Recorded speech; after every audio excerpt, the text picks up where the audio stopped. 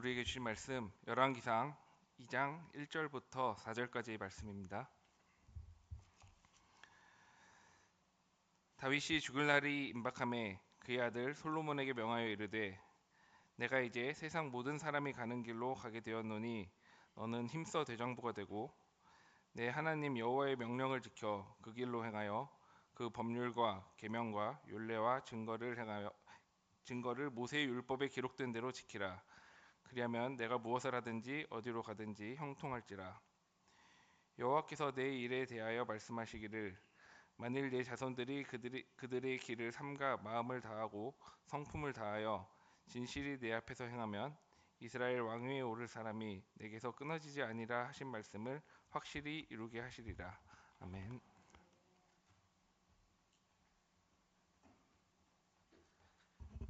오늘은 또 초등부가 귀한 찬양과 또 말씀 봉독과 기도를 해주셔서 감사를 드립니다. 무엇보다 우리 초등부 우리 학생들이 같이 특송을 하니까 더 여름 성경학교가 은혜 가운데 진행될 것 같지 않습니까? 우리 격려하는 마음으로 우리 초등부 박수 한번 하겠습니다. 예.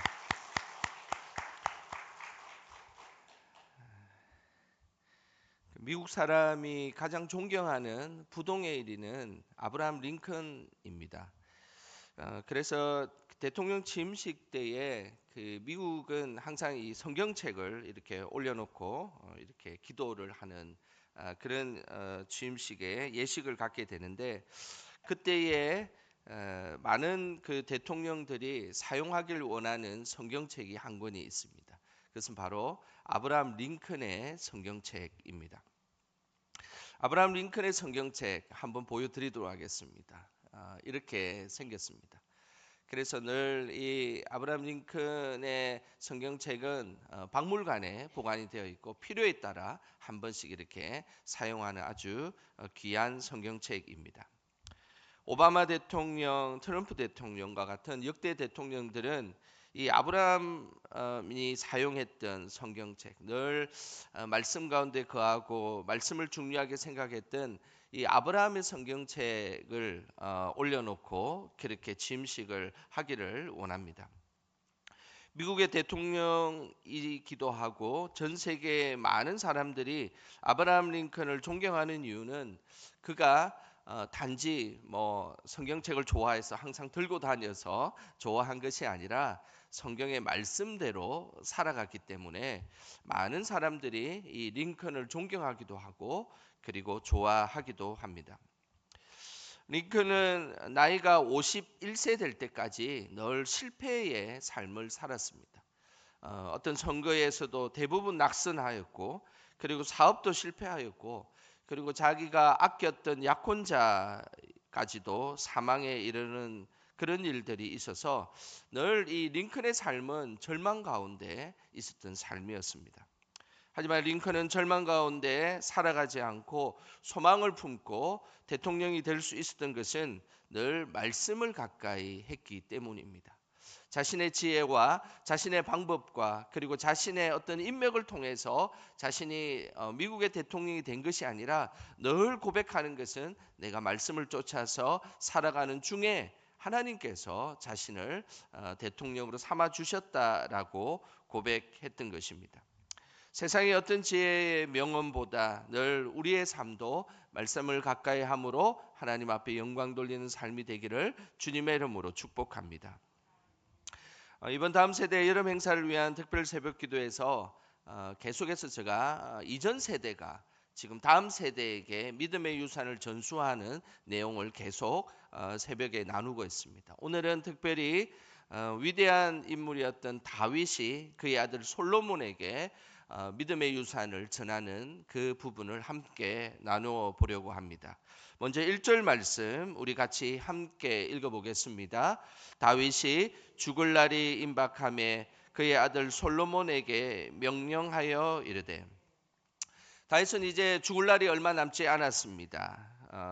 다윗의 나이는 정확하게 사실은 성경에 명확하게 뭐 몇 세에 죽었다 이렇게 기록되어 있지 않지만 다윗의 행적은 정확하게 나와 있기도 하고 그리고 여러 가지 다른 왕들의 상황들을 이렇게 계산해 보면 다윗은 70세까지 살았던 인물로 나옵니다.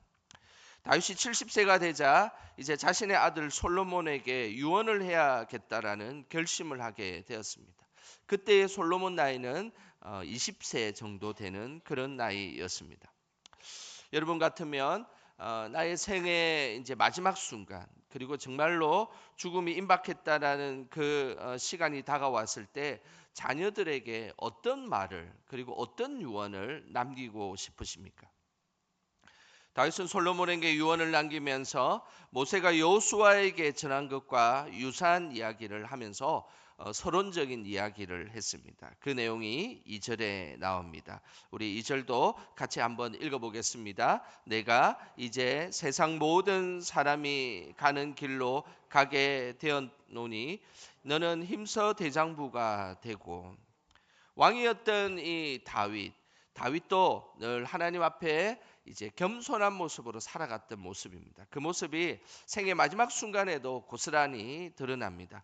내가 이제 세상 모든 사람이 가는 길로 가게 되었다라는 이 표현은 자신이 왕이고 대단한 업적을 펼쳤고 그리고 대단한 그 어떤 위대한 일들을 행했지만 그러나 나 역시도 세상 사람들이 모두가 가는 길, 그 길을 그냥 갈 뿐이다라고 고백하고 있는 것입니다. 이것은 다윗의 삶에 늘 겸손함으로 살아갔던 다윗의 삶이 오늘 이 마지막 순간에 드러나는 것입니다. 그러면서 다윗은 겸손한 마음으로 여호수아가 그 모세에게 받았던 말과 유사한 이야기를 다윗은 솔로몬에게 하게 되었습니다. 그것은 너는 힘써 대장부가 되라라는 말입니다. 여기서 힘쓰라는 이 단어는 하자크라는 단어이다고 어제 이야기를 했습니다. 하자크라는 이 단어는 하나님과 함께 있는 것이고 그리고 줄을 이렇게 하나님과 묶어 가지고 하나님과 하나 되어 있는 상태를 하자크라는 단어로 사용합니다.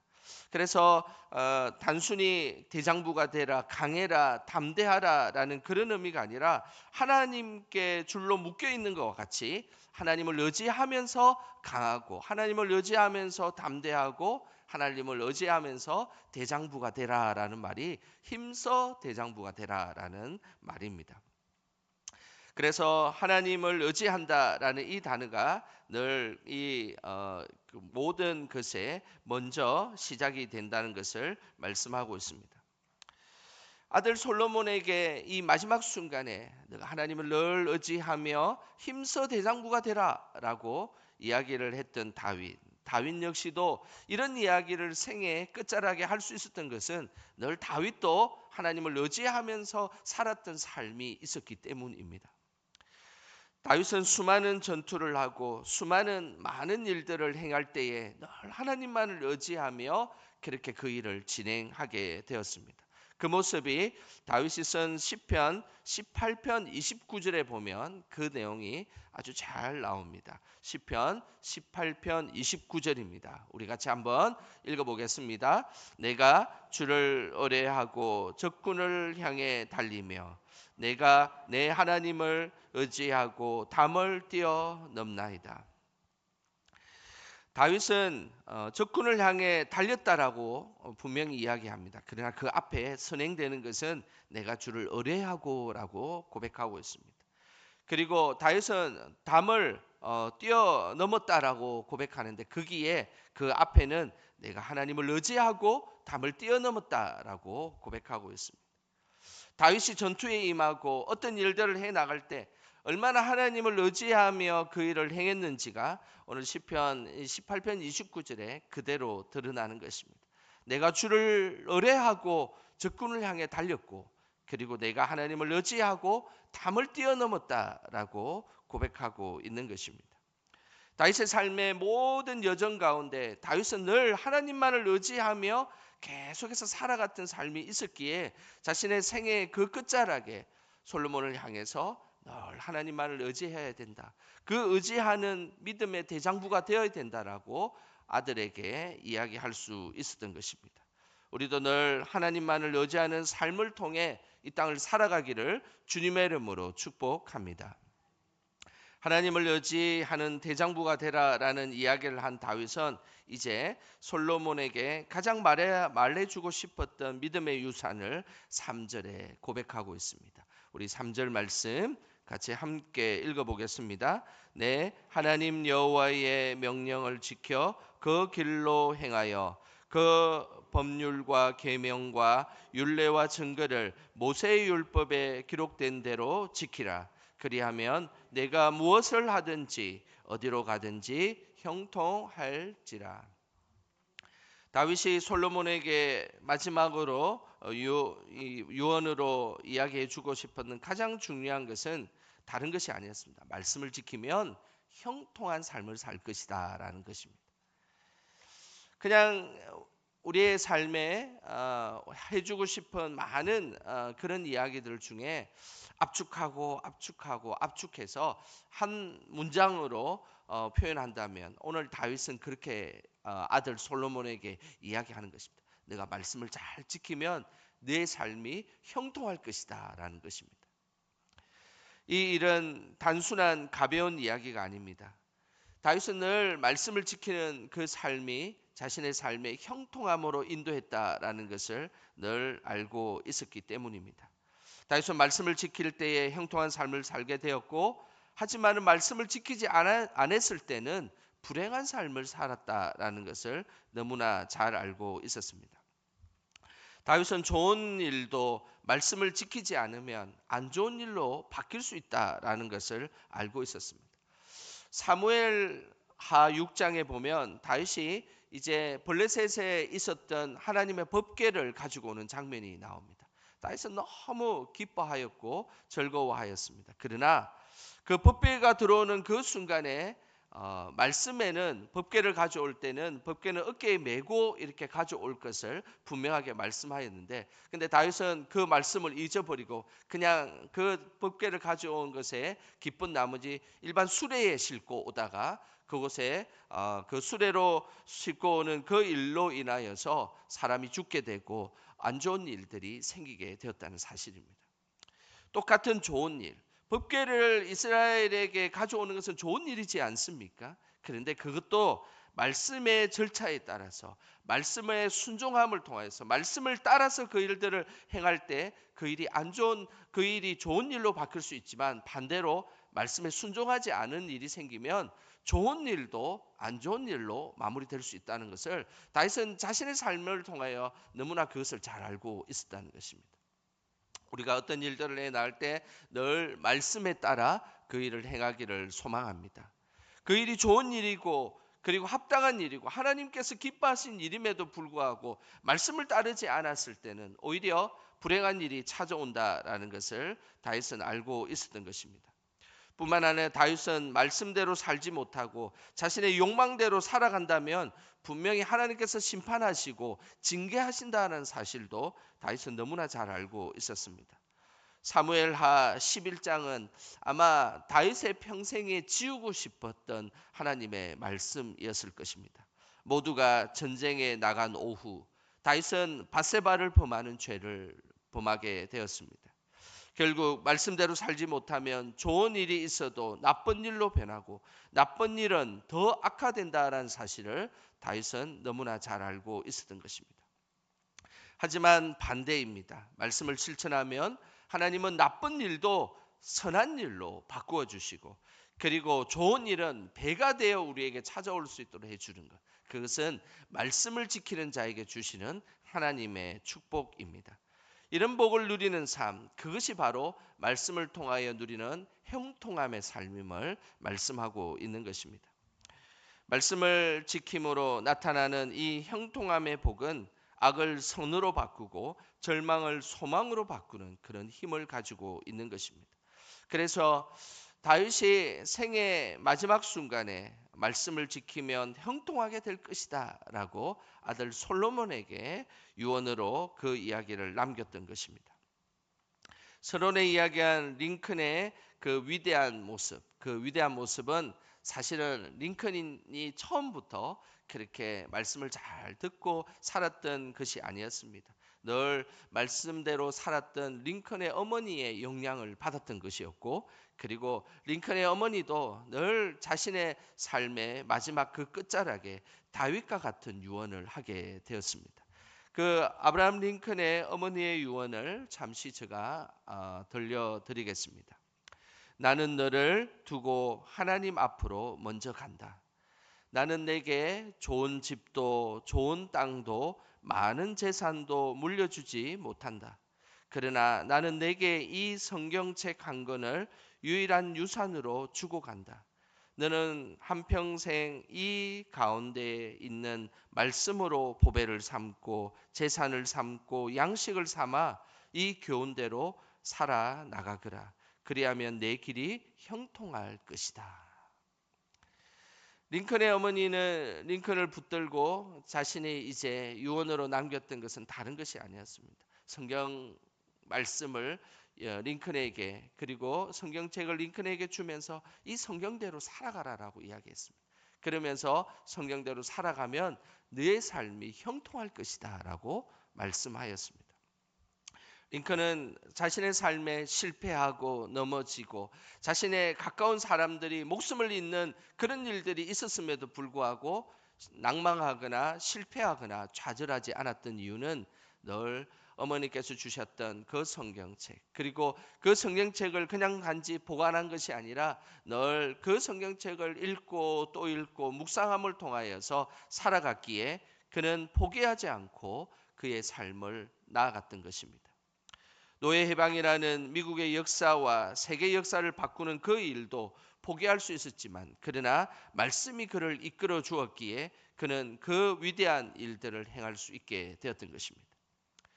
우리는 우리의 삶에 많은 것들이 이야기될 수 있습니다. 그러나 늘 우리의 생명을 다하는 그 순간은 정말 중요한 일을 해야 되지 않겠습니까? 그리고 중요한 이야기를 전해야 되지 않겠습니까? 늘 우리 다음 세대, 그리고 그 다음 세대들에게 말씀을 꼭 지키면 내 삶이 형통할 것이다 라는 이 귀한 이야기를 나누며 전수하시기를 주님의 이름으로 축복합니다. 다윗은 솔로몬에게 말씀을 어떤 자세로 실천해야 될지를 4절에 이렇게 말씀하고 있습니다. 우리 4절 말씀도 같이 한번 읽어보겠습니다. 여호와께서 내 일에 대하여 말씀하시기를 만일 내 자손들이 그들의 길을 삼가 마음을 다하고 성품을 다하여 진실이 내 앞에서 행하면 이스라엘 왕위에 오를 사람이 내게서 끊어지지 아니하리라 하신 말씀을 확실히 이루게 하시리라. 오늘 다윗은 솔로몬에게 하나님의 말씀을 마음을 다하고 성품을 다하여 진실하게 행하라라고 그렇게 꼭 당부하였습니다. 마음을 다하고 성품을 다한다라는 이 표현은 성경에, 구약 성경에 하나님에 대한 이야기를 할 때 이 말씀이 나옵니다.